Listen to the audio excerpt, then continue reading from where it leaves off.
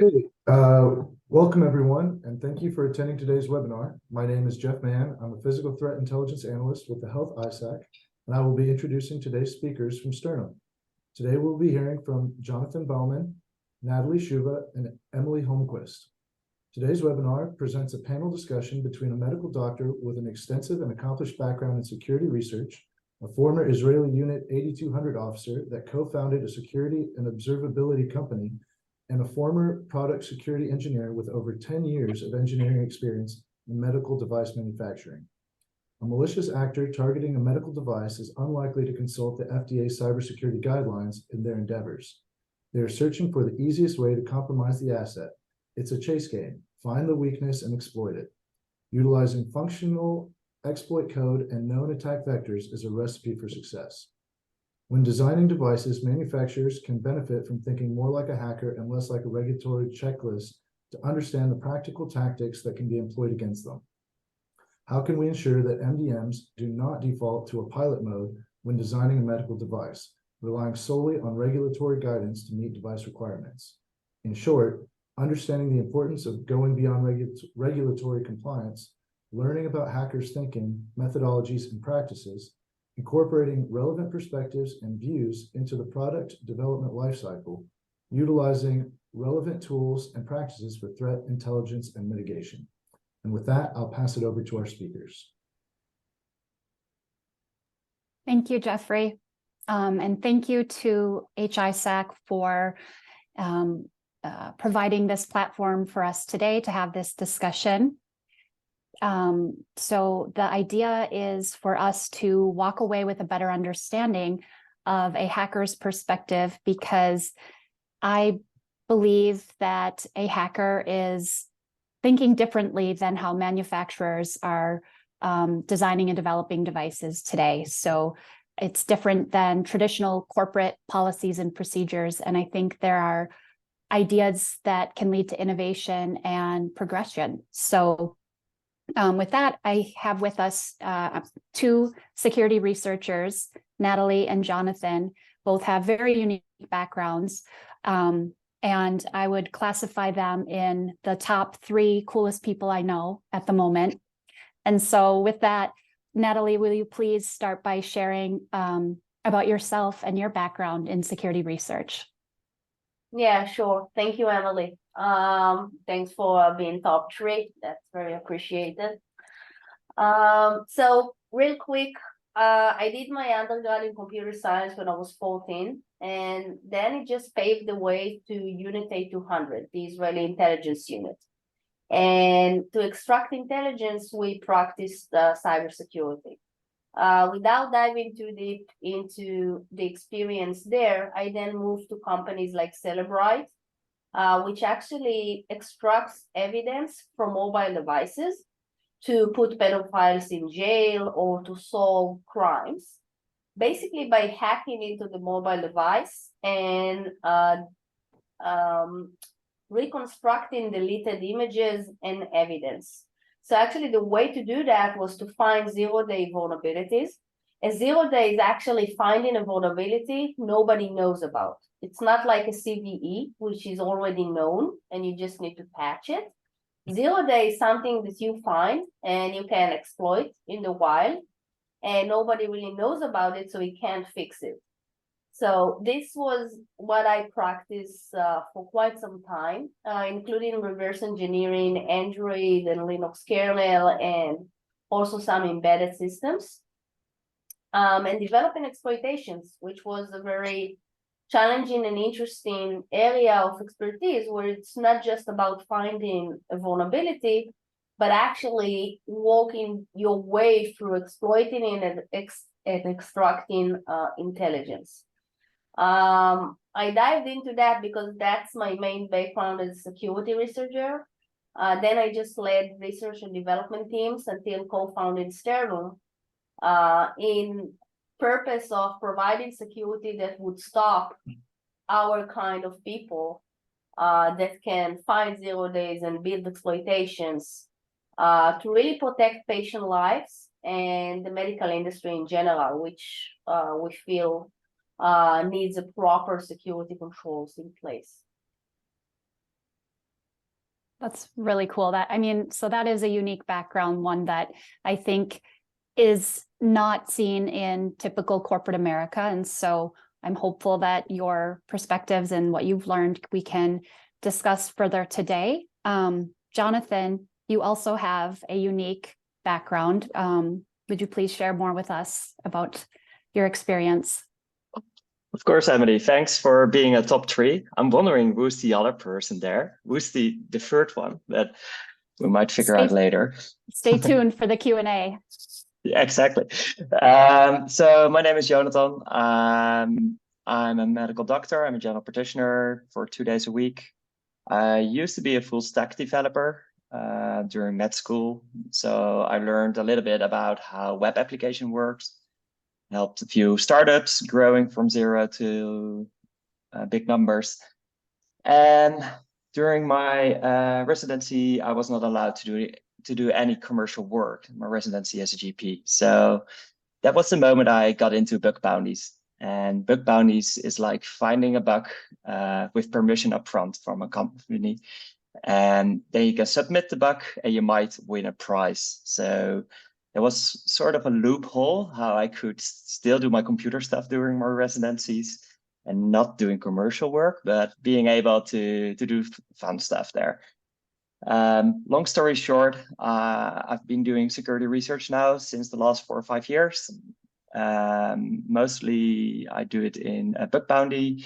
In the form of bug bounties, I participate in competition, go all over the world, hack together with other people. And what we do actually is we hack together and we try to find those 0 days and we try to find the holes in infrastructure of companies. And we think really out of the box, since the targets we attack are banks, are big e-commerce websites, and they've got all the certificates. They got their own pen test teams. They got their threat modeling right. Well, that's what they think. And yeah, that keeps us going, trying to figure out how to get access to their systems, all in an ethical way.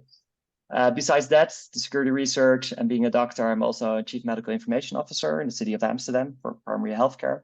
So that means I'm responsible for all the computers that share information about patients in primary healthcare. And of course, threat modeling is an important part of that.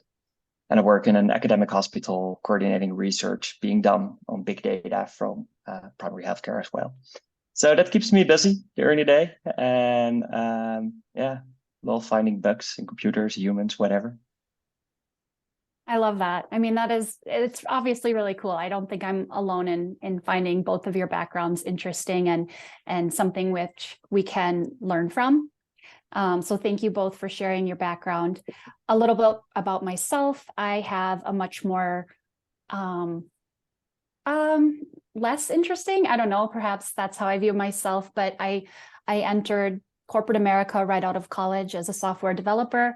I worked for medical device manufacturers and honed my skills into product security, which I've been a product security engineer for the past several years. And most recently, I joined Sternum because I wanted to get beyond the confines of the bureaucracy of what I was responsible for in my day-to-day work. I wanted to think outside the box and explore some of the ideas that Natali and Jonathan have described so far. I wanted to learn more. And I think that's the perspective that I bring to this conversation, is that I have kind of an insider sense or intel of what manufacturers are thinking. And for the most part, it's good. It's heavily driven by policies and procedures, which is necessary and important. But I believe that there is more that we can do, and that's obviously the purpose of this conversation. But as well, I guess my personal mission in my career right now, I participate in various industry task groups and engagements that are for the advancement of securing medical devices. And so with that, we're going to set the groundwork for this discussion and paint a picture of what a medical device looks like today. Because I think there is a unique need associated with medical devices. They're different than typical commercial or IoT devices or large enterprise networks. So, Jonathan, if you could please put on your general practitioner hat and share with us what medical devices you encounter in the clinic. What do they look like? What are you prescribing? What do your patients have? And what technologies are they typically running? Are they good? Are they bad? So my perspective as a doctor is from primary healthcare. So we guide a lot of people with diabetes, for example. And people with diabetes have a big improvement of their quality of life, how they experience life, as soon as they don't have to measure their sugar levels all the time. So what we have these days are really shiny, good-looking sensors. You can just put on your arm. They work over Bluetooth with your mobile phone, and you've got sort of real-time measuring of your glucose levels, but also your activity levels and how much you sleep, etc. So you can get a custom fit type of dosing scheme afterwards. We even have this system connected to insulin pumps, sort of a closed loop. And that's amazing because people stop thinking about, oh, am I going to sport? Oh, do I need to take more or less insulin? Do I need to eat? It is all fully automatic. And that's a thing that I see more and more in my practice. And I'm happy for my clients because they are experiencing life in a way better way than they used to.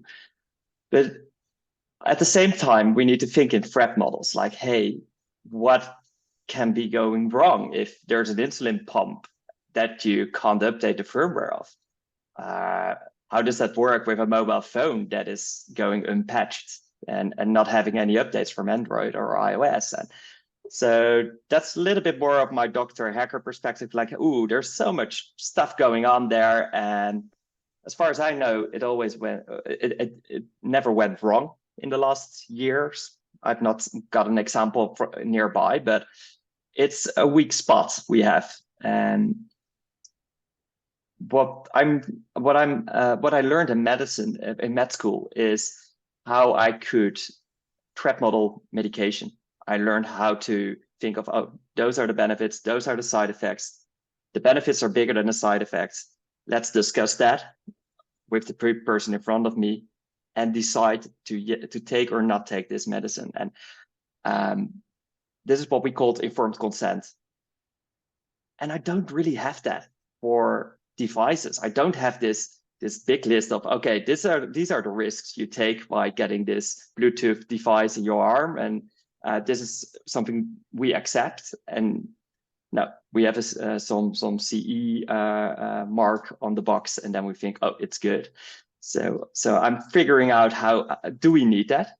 Do we need to have this discussion with informed consent? And how do I explain a person in front of me about risks and stuff like that? So that keeps me busy. Definitely.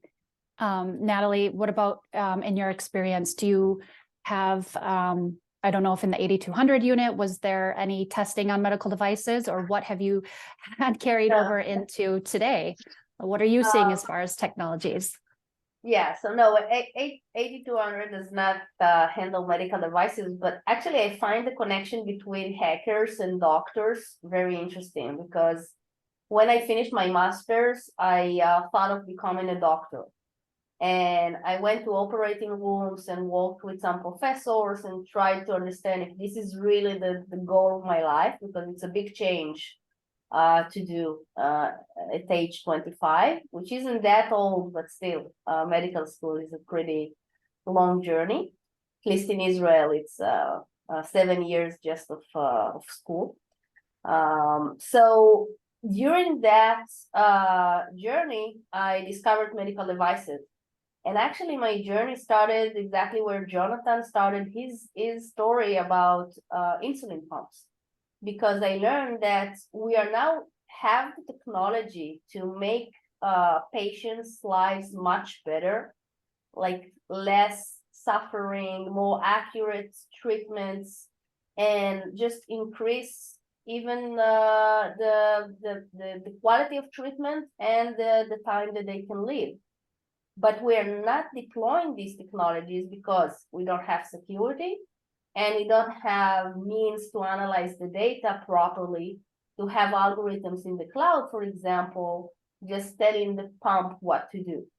And actually, during this search of what I want to do next, I discovered medical devices and started researching them. And I discovered the same issues across pacemakers, insulin pumps, and neuromodulation devices, where it's usually an embedded device. It's not a really smart device. It's an embedded device that got connectivity. That's it. But we really want it to be smart, because if it will be smart, we will be able to just do magic, like treat people remotely, customized treatments. But we're not doing that. We're just taking embedded systems, the same ones I researched 20 years ago, that were built 20 years ago, sorry, on PLCs and servers, and they are now using real-time operating system and this old infrastructure on medical devices and just adding connectivity. And this is what I discovered to be a medical device. I didn't come from the medical point of view, but from the security and technology point of view, it was just the same embedded systems I used to research, only added connectivity, which makes them IoT. And now they are both vulnerable and not that smart, because we're still not using the data, but we are exposing the devices to the internet, basically. So this is why I actually decided not to be a doctor, but to take what I already know from the cybersecurity space and try to create an impact on the medical industry in a slightly different way. So it's kind of a personal story, but also helps describe what I think of when I think about medical devices. And the definition is really wide, because today it's also ultrasound machines and EKG machines and many different types of glucose monitoring. And now you have devices treating gastro issues. So you really have devices able to provide unique treatments on all aspects of the medical space. And that's really interesting. But they all share the same characteristics of embedded software, some kind of connectivity, and not a lot of security. So if we take kind of what we've been talking about theoretically so far, can we make it more practical? And this is a question that I genuinely have. I've heard Natali say previously, I know a vulnerability exists. What does that mean? Like, is this true for medical devices? Is there a vulnerability on the medical device? And then, Natali, like, how do you determine that? How do you find the vulnerability? Like, if you can conceptualize that at a higher level. I know it's probably very specific. Is there a way you can give us an insight to that thinking? Yeah, of course. So first, unfortunately, yes, I know a vulnerability exists in almost anything where you have software in it. And it's just the numbers. So you have 10 vulnerabilities for 1,000 lines of code. That's just a fact. But if you think about it, it's like imagining a person or human being without vulnerabilities. So medical devices and software in general are not different. You are building this big machine or big application. You will make mistakes. You have many software developers, many teams, many lines of codes. And a vulnerability could be a very simple, stupid thing you didn't notice. It's about forgetting size check, or using a parameter that came to your function from another place and you just didn't know how properly behave with it. There are just so many details, and it's unlikely that you will have multiple code lines without vulnerabilities. And nonetheless, there are what's happening on the ground is that wherever we looked at Unit 200, at Celebrite, at NSO, we found issues, we found vulnerabilities, even in the most secure systems. So if you think about Windows or Apple or Android and Google, they invest hundreds of millions of dollars on securing their code, securing their systems, but still Windows have Patch Tuesday. If you ever think about it, Patch Tuesdays are just every Tuesday they are patching new vulnerabilities that were discovered. So every week they disclose new issues and patch them. And this is just a cycle that we cannot avoid. We will have more vulnerabilities all the time, and no pen tester can find all the issues. No static analysis tool can find all the issues. Simply because if it was that easy to produce software without vulnerabilities, we would have done so in the past. And the medical industry is kind of entering that battlefield a few years later, because only now it got really connected. But the rest of the industry is in this battlefield for 20 years. And you can see that this is a real battle. So you have security solutions, then you have new threats, new vulnerabilities, new malware, and you always need to evolve and put more security layers to really be protected, at least for most of the threats. I always like to say there is no bulletproof in cybersecurity. It's defenses, but it's not I'm 100% secure. And that's to answer the first question. The second question was, how do you find a vulnerability? So really in a higher level, there are two types of attacks. One is to just try to find an issue that is common on various types of devices and assets. To do that, I will look at your SBOM, right? Everyone is talking about SBOM as something that you need to create and monitor. But for hackers, SBOM is just a third-party library or a service that is not proprietary to a single device, but is actually shared among different types of devices. So an insulin pump and a pacemaker from different companies can use the same encryption library or the same operating system. So as a hacker, I can target this component and find vulnerabilities in it. The second type of attacks are directed or targeted. In this case, I will buy your device on eBay or just get a copy of the device. In some cases, I can even download the code or the firmware from the internet. It's less common in medical devices, but very common for other types of devices. And then I can just extract the firmware from the device and start researching. And now you're asking, okay, but what do you do? So in high level, you have types of issues, vulnerabilities, and you have the top 25 that are most common. MITRE, for example, publish every year what are the most common vulnerabilities found in software. And they are just types of issues like buffer overflows, which I'm sure people heard about, or use after free, or command injection. So as a hacker, I'm looking for the patterns of these issues. So a buffer overflow, for example, involves memory operations. It's a vulnerability in how you handle your memory.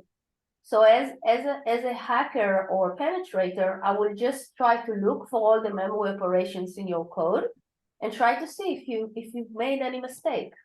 So it's really about going, in some cases, line by line and searching for those small mistakes. I can also look for where you have passwords and see if maybe I can find a password in your firmware. So I will start with easy things, and then I will move to more sophisticated things. And at the end, if I invest enough time, I will find something. And this is why vulnerability exists always. Yeah, and to add to that, recently we had a challenge with a bug bounty program. And what we did is we extracted the memory chip and we just replaced the certificates that are used to encrypt the data. when it synchronizes with the internet. And since we're all really good in hacking those APIs, the web services, only replacing a certificate was enough. We soldered back the memory chip, and it did not have any protections against, well, say, it did not have any signing of the firmware. So we were able, from that moment on, just to man in the middle the device and just read what goes over the line. And that was super easy to do, but the impact was really big, since from that moment on, we could monitor everything.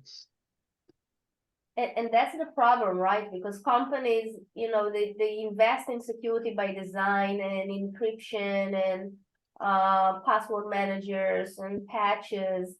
But in the end, you only need one place that you can have a mistake in or a bug, and that's enough. And this is why trying to build the perfect product is kind of a losing game. You always need to know that in the field, you will have some exposures. Some of them are easy to exploit, some of them are more hidden, but it's unlikely you don't have exposure at all. Yeah. Another funny trick maybe people enjoy to hear is what I and my colleagues do, is buying a lot of devices, put them in a box and put the box away for, say, a year. Because in this year, we will be sure there will be an exploit that we can use to actually root the device to get full access. When we got full access, then we start to do the update, the firmware updates, then we are grabbing the firmware. So even though you think like, oh, I patched all the machines and now they're safe, there might be some old unpatched ones in a box where that we use. A really common thing for bug bounty hunters is to have an old iPhone. I've got several of them with the old iOS, since you can easily jailbreak them and you can easily use them just to check all the applications used by medical devices. Interesting. That sounds like a unique attack vector, at least not one that I've considered. And there are a lot of manufacturers creating devices that have some mobile application interface for patients, because that's obviously just more and more patients are going to be requesting it. And so the situation, from what you guys are sharing, from my perspective, it sounds dire. I'm like, there must be a positive side to this, because what I'm hearing is the vulnerability is inevitable. And I actually am seeing you both, like, your eyes just light up with, oh, this is like, almost like it's a game or like a challenge that it's just a matter of time before you find the key to the weakness. And so, for instance, Jonathan, we met at DEF CON a few years ago, and you were there in a capacity of interacting at the biohacking village with various devices. And at the time, the device that I was representing, you came up and started poking around a little, I guess. And I still remember the very first thing that you said to me, which was almost like shock, almost an outrage at the operating system that this very critical device was using. And so I just want to ask, is that, is that like your first objective, or your starting point into exploring a new device? Is it, what are we running on? What do we have here? Like, what are you looking at? Are you looking at hardware? What steps are you taking? Or just in general, what were you thinking at the biohacking village all those years ago? Yeah, to start with, a big shout out that you were there, actually, Emily. And I hope that all the listeners to the webinar are there next DEF CON with their devices to interact with people like me, with Natali, and all the other hackers that are walking around on the planet. But for one moment, they're all in Las Vegas at DEF CON. So remember, that's the first takeaway, maybe DEF CON. Go there with your devices. It all starts with recon. So when I approach a target, I need to know what's the attack surface. And Natali already mentioned there are some tricks where you can just look it up, what are the shared libraries of a device, for example. But at DEF CON, I only had tables with devices, so I could not easily find the documentation of it. So the first thing you do is just turn on the monitor, turn on the machine and see what it runs. So yeah, if your attack surface is Windows, it's a quite challenging thing. Or if it's Linux, it can be different. Or so that makes me giving a quick sense like, oh yeah, this is legacy, or this is brand new, or hey, this has way too much functionality for the goal, since you might only use 1% of the underlying operating machine, which is not bad. I can understand you need to quickly deploy stuff and you want to have an easy way to roll out patches and stuff. So there are arguments where you can say it's a good thing. But yeah, start with recon. What is my attack surface? What does run on the machine? What does the machine connect to? What is the supply chain? That's not something I can do in DEFCON, but I want to know how your developers are compiling their code, for example. I want to predict a little bit. Are they using external libraries? Maybe some GitHub library that is not maintained anymore, or that we can take over, or we can do dependency confusion. This is really fancy stuff. You should look it up, dependency confusion. And that's literally that we try to get a foothold in your supply chain where you actually create the code that you deploy on web servers or on devices or on your machines. So yeah, that's when the fun starts, and you need to think really out of the box, like where is the spot I'm going to start and start poking around. Yeah, I'm coming to it from a slightly different perspective, as at some point this stops to be a passion for me to find vulnerabilities, but a passion to find a solution. Because I think companies that build medical devices should really be focused on building devices that save lives. And this means the right device from a clinical point of view, from a need point of view, from a performance and stability point of view. But we can't expect medical device manufacturers to be experts in cybersecurity. And just like, cloud developers develop cloud applications, but they buy Palo Alto or Wiz to secure them. And, you deploy solutions to secure your enterprise and secure your laptops and secure your servers like CrowdStrike and so on. So I came to this because I think it's going to be a failure to expect medical device manufacturers to be responsible to create their own security for their devices. We need to follow what other companies are doing in other industries, which is understanding that there are cybersecurity experts that can provide solutions to secure these environments. And it's your responsibility, of course, to make sure that you are doing your best and applying the controls, but it's not your responsibility to develop it in-house where it's not your expertise. And I think what I've seen in the industry is this massive security teams being built within the medical device companies, trying to patch vulnerabilities or to put processes and procedures in place. But in the end, when you have a company developing software, it's not hiring, hundreds of people to secure the software. It's buying products to do that for her. And I'm taking a more proactive approach at security. I don't think it's a losing game. I think it's about layers. And the first one, I think we are already there. There is awareness. Companies are building better devices. They are using software that is more updated. They are using best practices. They are encrypting the data. So some of the easy things are no longer to be found in the new devices, but they don't have yet the layers that we expect, like real-time protection, like something that even if you're not updated or if there is a 0 day, you still have controls to handle or to mitigate. And most of them are also lacking monitoring, which is key to security.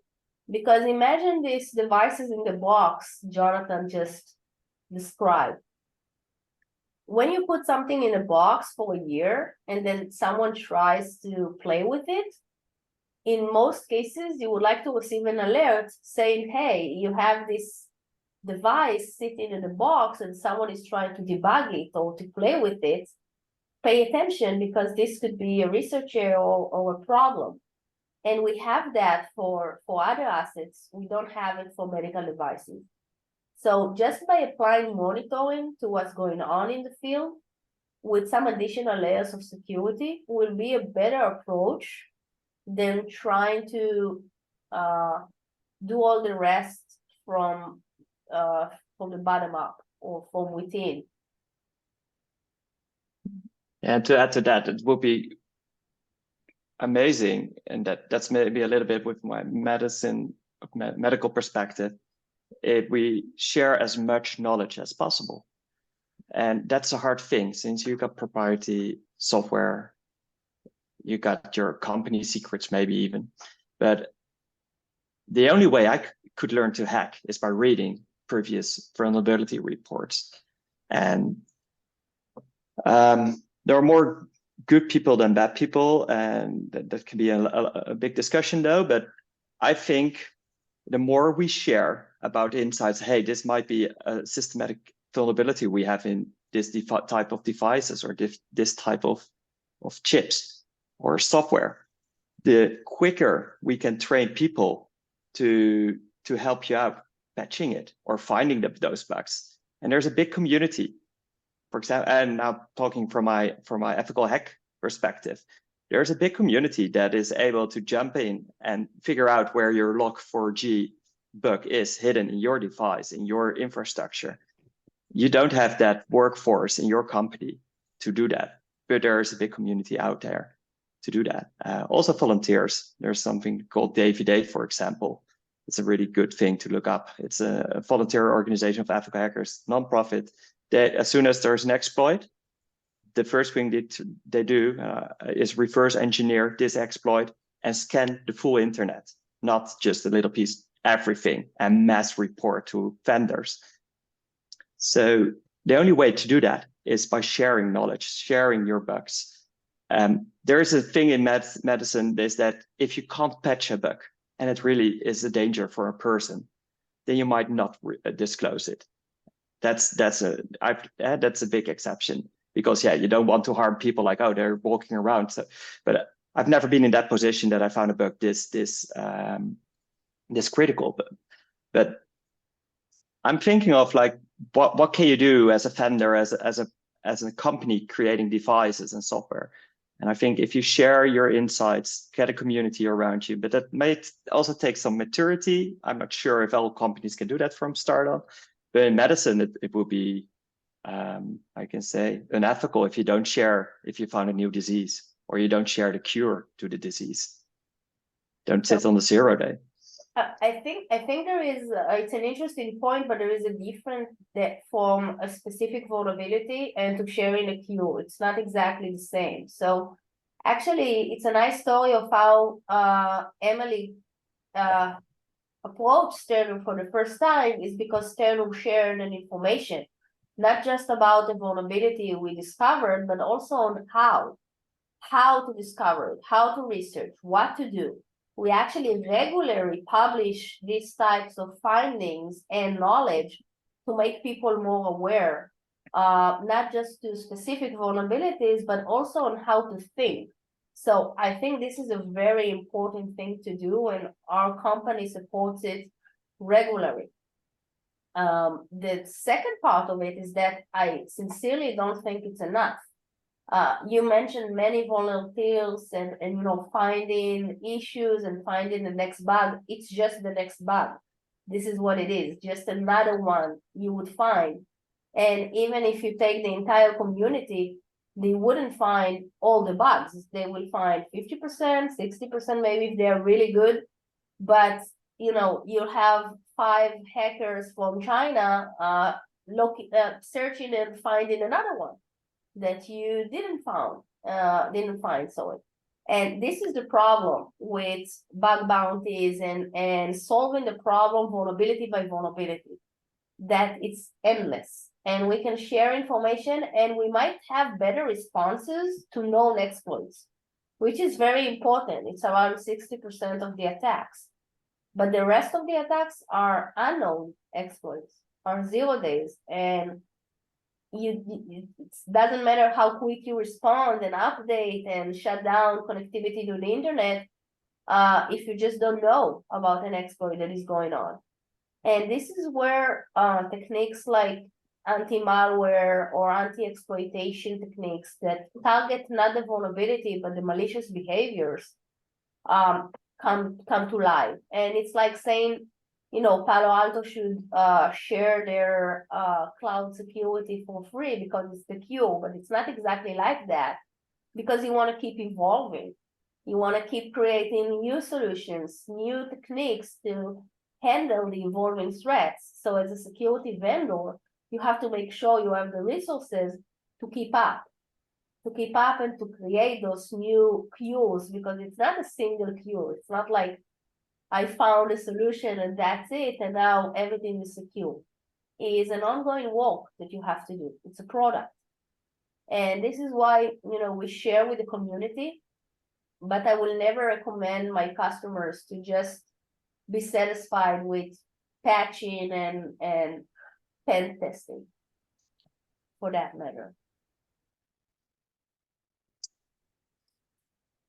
Okay, so I'm hearing some really good concepts from both of you and a little bit of back and forth, which is great.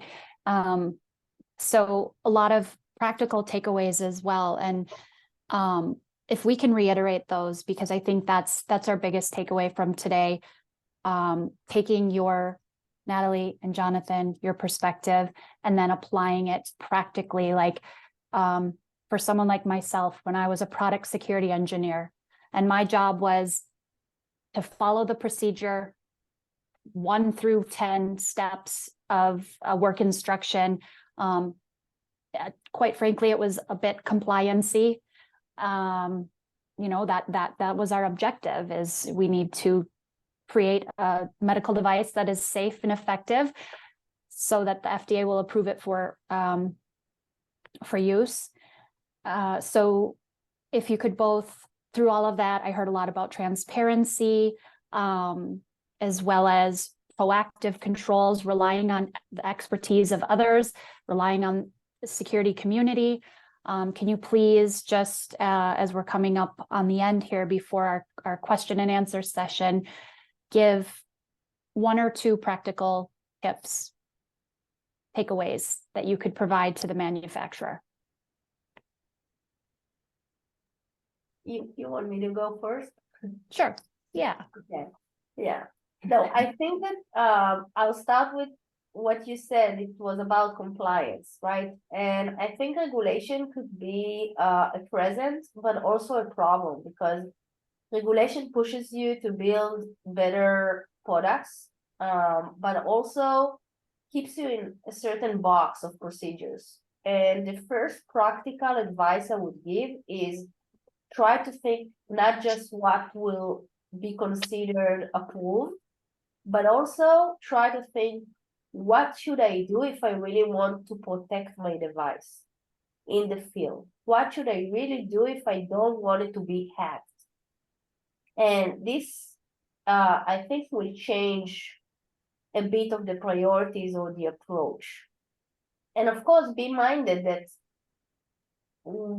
threat modeling and what's happening in development and design is not really what's happening in the wild. Like the threats are different, the depth of what can happen, things you didn't think about, and so on.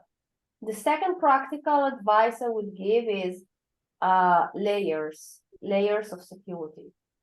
Understand the different layers. If it's by design, then have encryption, have over-the-air updates, have a mechanism to know quickly if you need to update.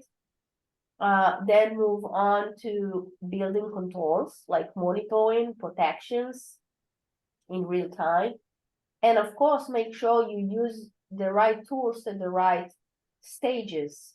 When you develop, use static analysis and so on to increase the quality of code. But then when you go to production, you need some tools for post-production, protection, monitoring, and so on. The last thing I would say, which is not an advice, it's more about the FDA. I think that the recent FDA guidelines are interesting and are taking us a lot of steps forward.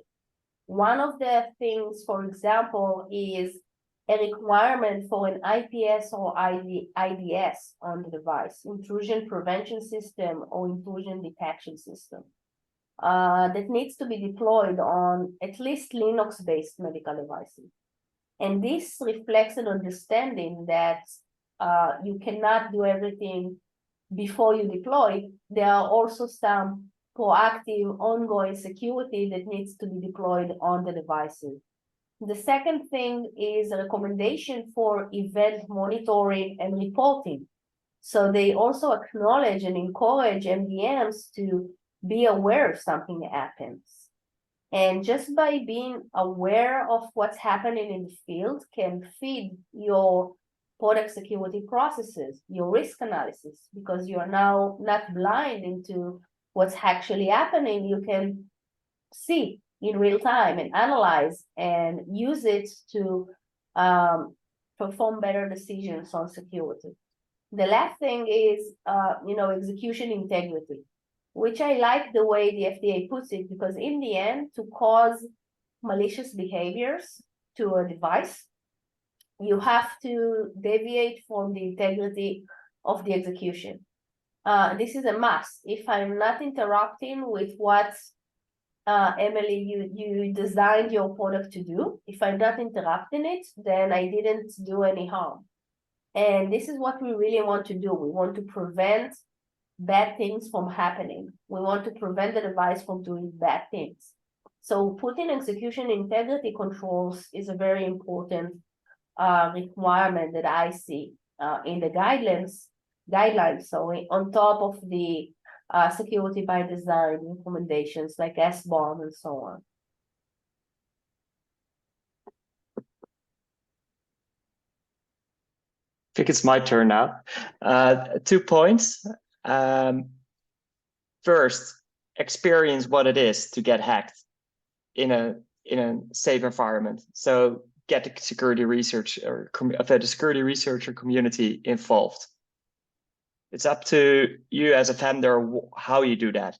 But for example, we got cities in the Netherlands that invite once a year 100 hackers for a full day, and we are sitting there hacking the city literally together. And by the end of the day, there are prizes, so you can win some money, but also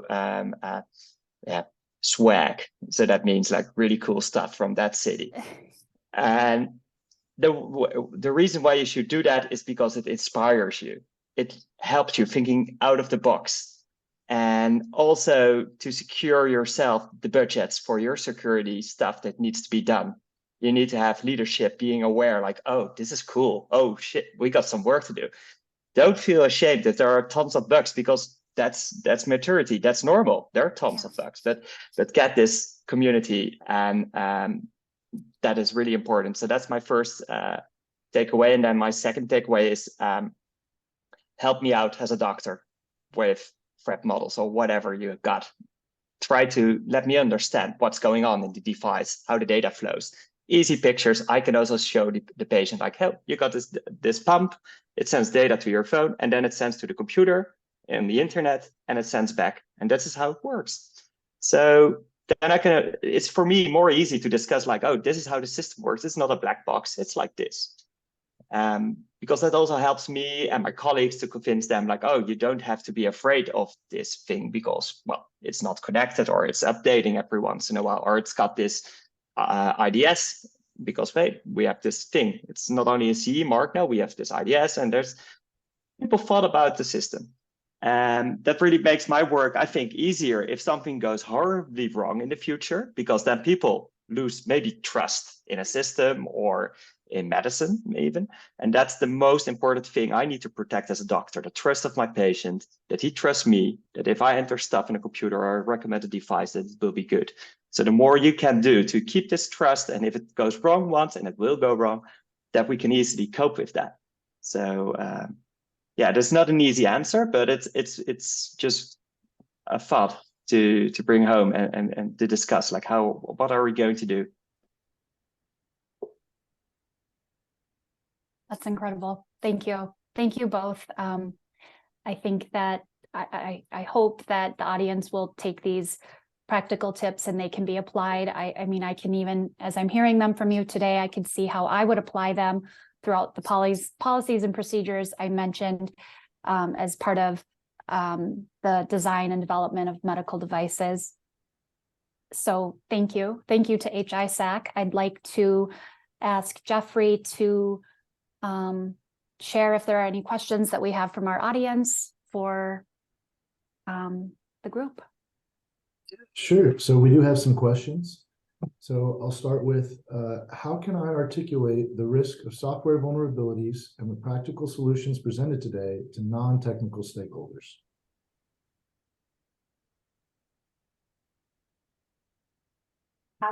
I would start with maybe a metaphor of a house. So when you build your house, you put doors and windows in it and locks, and this is security by design. But if you want to be secure, you also put an alarm system. And if it's a very important building, so maybe you even put some guards in the entrance. And that is what I would say. It's about layers. So yes, we are secure today because we built the house with doors and locks and everything. But now we are sending this house to the field, or I don't know, the building is highly targeted because it's a critical medical device. You might want to consider that there will be some other vulnerabilities or things that we didn't think about that will enable people to penetrate. These are software vulnerabilities. And you want to put some more measures to prevent these from happening, like guards and alarm systems and even more locks. Great answer. Thank you. So we've got another question here. Currently, regulators are heavily focused around SBOM generation and vulnerability management. Is this enough to be proactive against evolving threats facing medical devices?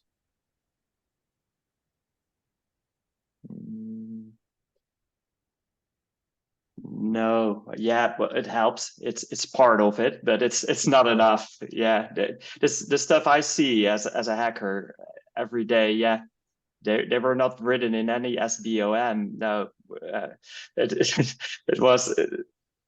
You need to have people involved out of the box, and then you learn what is the next threat to devices. Then you learn what could be the next 0 day.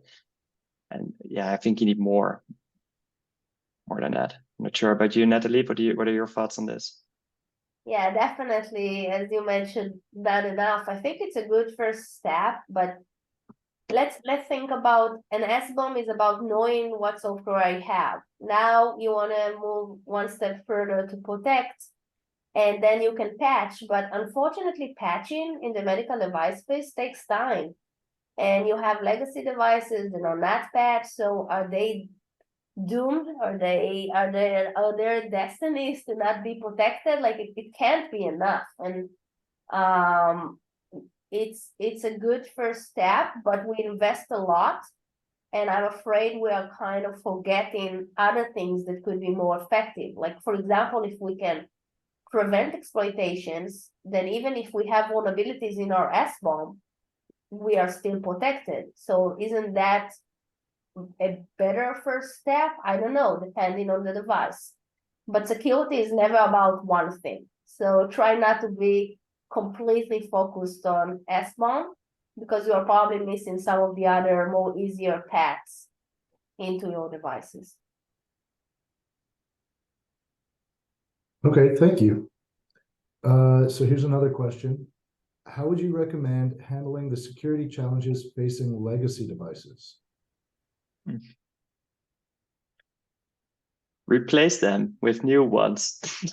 No, that's too easy. Or isolated. Yeah, that's what you see in hospitals these days. You've got this really old machine that they don't replace. And what I see happening is that they isolate this machine from other machines, or they got something surrounding that machine to mitigate the risks. For example, old Windows machines in hospitals, you will find them, and they run really specific software and tools and are connected to hardware.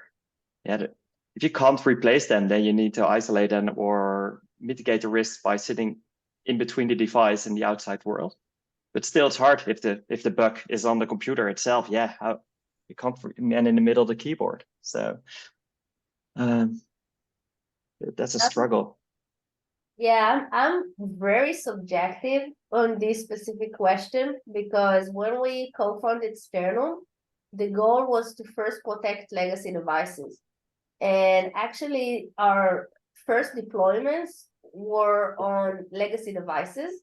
And we built a solution that even if you don't have the source code, even if you're not developing the device anymore, you can still easily deploy our protections and just augment the device with proactive controls, with prevention of vulnerabilities in real time. The reason we did that was because we thought it's the best way to protect legacy devices, because changing them is too late, replacing them is difficult, patching them is not always an option, and unfortunately they have high longevity. So every device that is now new will be a legacy in a few years and will probably still be out there. So we try to think about it differently, and this is why I'm subjective here, because this is what we already thought was the best way. And protecting legacy devices is challenging, so there is not a lot that you can do. Both for those answers. Considering the recent SEC lawsuit against SolarWinds for misleading cybersecurity disclosures, can we anticipate similar cyber enforcement in the healthcare sector by regulators? Is the current status quo of medical device security sufficient for this level of scrutiny?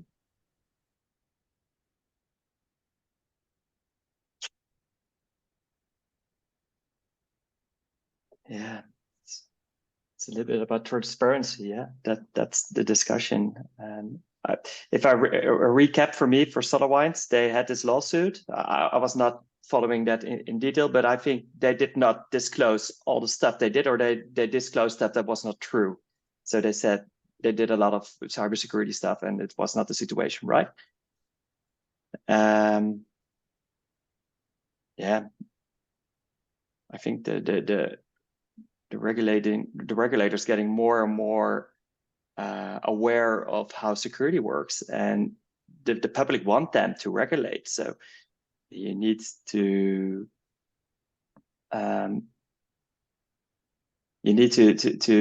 improve, to adapt, to increase transparency. You need to have your story ready, because people will start asking questions, and show them that nothing is super, everything, you can hack everything, that's okay, but you did the max you could with what, and it's a trade-off as well. And if you involve people with this trade-off, like this is the benefit, this is the risk, we take this risk and we move on, then people are okay. But I'm not that used to regulators, and especially not from America. I'm not sure about you, Natali, but so I'm not sure what their perspective is on this sort of stuff.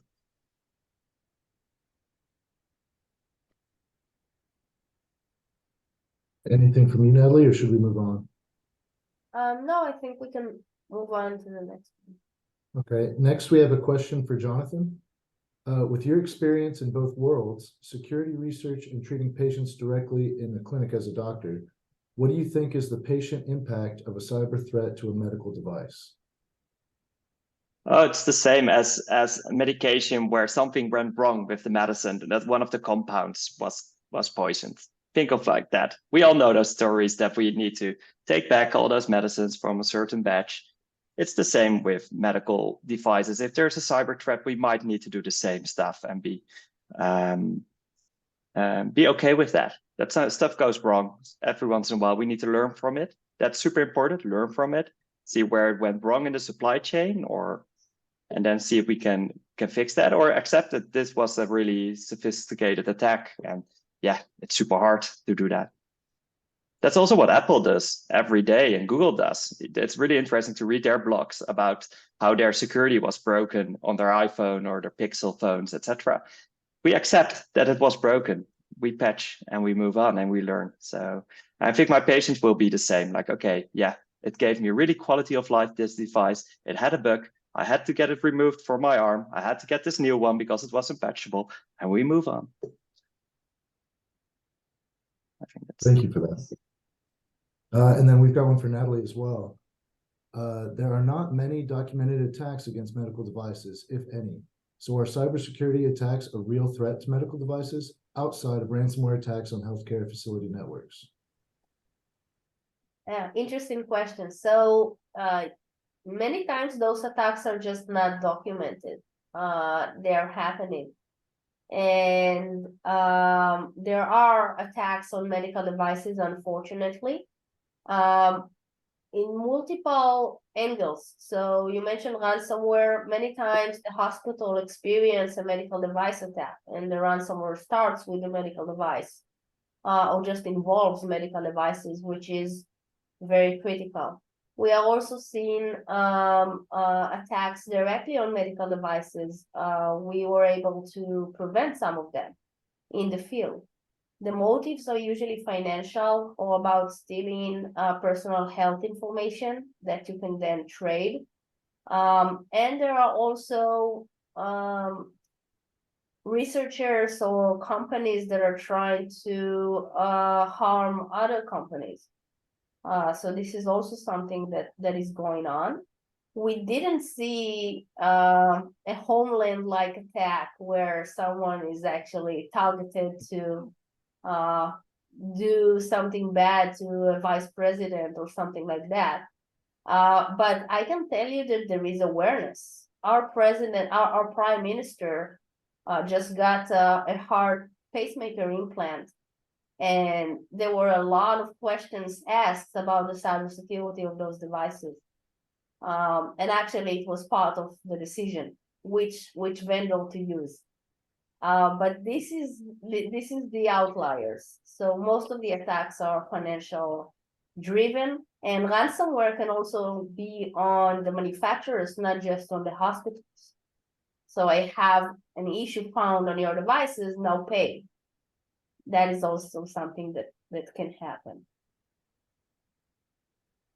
I would love to meet the first pathologist who's able to reverse engineer the device and dump the firmware of the ICD and see if it was manipulated or if it was hacked. Yeah, right. We wouldn't know. Yeah. And then we're going to try and squeeze one more in here. Will thinking like this and applying these perspectives actually help me get FDA approval for my device? Yes. So this is what I mentioned earlier about intrusion prevention system and event monitoring and alerting, and execution integrity and some of the other things. Also transparency and disclosing fast issues that you have that Jonathan mentioned are within the guidelines and will help you comply. But Emily and Jonathan might know better than me on these types of things. Well, I think from my experience, at least like how I view it, and it's not even, it's not exactly this way, but I think of, it's like extra credit. Like if we're talking the FDA or any regulator that you need to submit your device for the commercial sale and patient use, you're meeting the certain criteria in there. But what are you doing to go above and beyond? Does the extra credit matter? And I think it does. And I don't think it's just extra credit at this point in time. I think it's going to become the norm and it's going to be the expectation. And with anything, when you're presenting your device, you're telling a story. And the more information or the more security layers, the more controls, the more plans and proactive measures that you have in place, the more prepared you are, the better position you are for the FDA approval. So yes, I think that this discussion and these perspectives, they do matter, and applying them does improve your story of your medical device.